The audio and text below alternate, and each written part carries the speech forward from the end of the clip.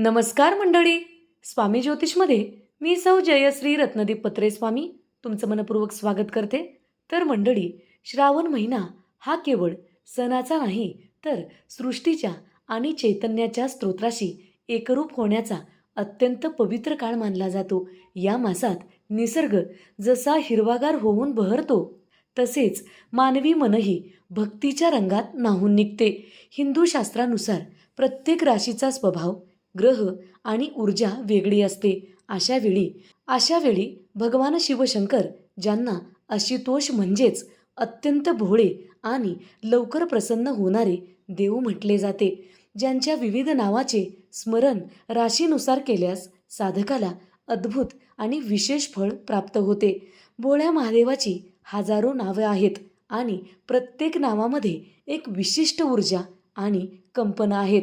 विशिष्ट ऊर्जा, कंपनी आणि दैवी शक्ती सामावलेली आहे.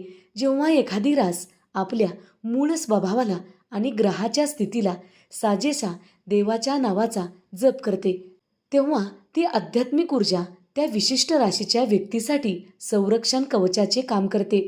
राशी अनुसार शिवाच्या वेगवेगळ्या नावाचे स्मरण करण्याचे फायदे आपण पाहणार आहोत.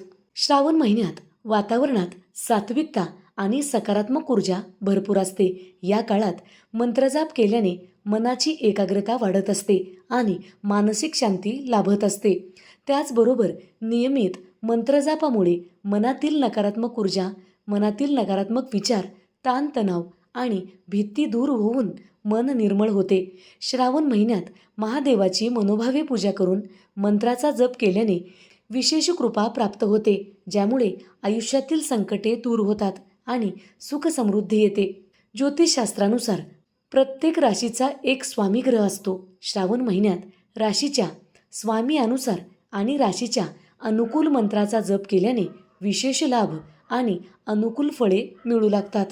तर मंडळी, राशी अनुसार शिवाच्या मंत्राचा जप केल्याने मनातील चलबिचलपणा, नैराश्य आणि अनावश्यक ताणतणाव दूर होऊन असीम शांतता लाभत असते. प्रत्येक राशीवर कोणत्या ना कोणत्या ग्रहाचा अधिपत्य असतो.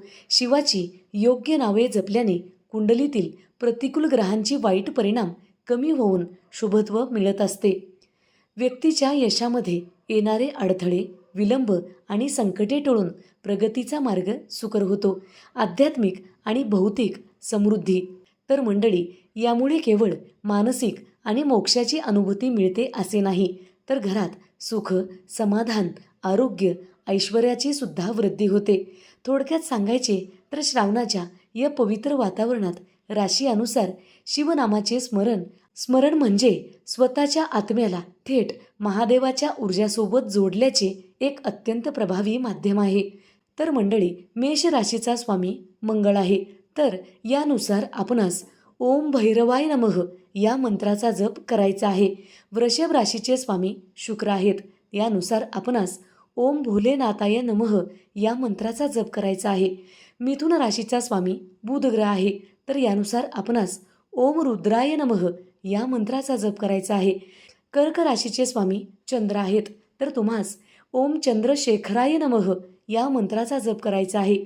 सिंह राशीचे स्वामी सूर्य आहेत, तर तुम्हाला ओम महेश्वराय नमः या मंत्राचा जप आपणास करायचा आहे.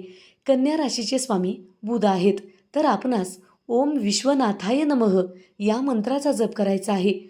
तुळ राशीचे स्वामी शुक्र आहेत, तर आपणास ओम त्रिपुरांतकाराय नमः या मंत्राचा जप करायचा आहे. वृश्चिक राशीचे स्वामी मंगळ आहेत, यानुसार आपणास ओम शिवाय नमः या मंत्राचा जप करायचा आहे.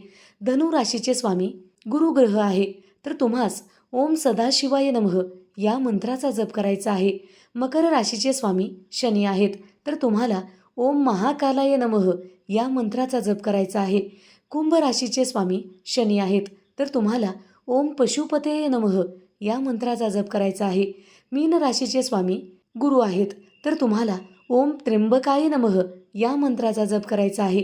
तर मंडळी, राशी अनुसार जर आपण या वेगवेगळ्या शिवाच्या नावाचे स्मरण केलात तर 100% आपणास शिवपदाची प्राप्ती होते. श्रावण महिन्यात भगवान शंकराच्या विविध नावाचे आपल्या राशी अनुसार मंत्रजाप केल्याने आपणास अनंत प्रकारचे लाभ होतात.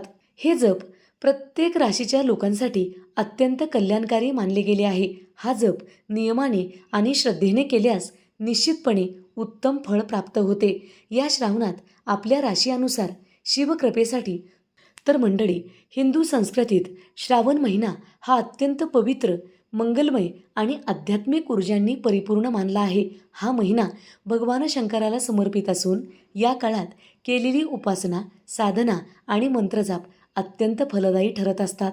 श्रावणात मंत्रजापाचे विशेष आणि राशीनुसार मंत्रजाप केल्यास मिळणारे फळ आपण पाहिलेले आहे. जर व्हिडिओ आवडलेला असेल तर नक्की लाईक करा, शेअर करा, सबस्क्राईब करा. बाजूच्या घंटीला ऑल करा. त्यामुळेच मी टाकलेले प्रत्येक व्हिडिओ तुम्हाला पाहता येतील. धन्यवाद. हर हर महादेव.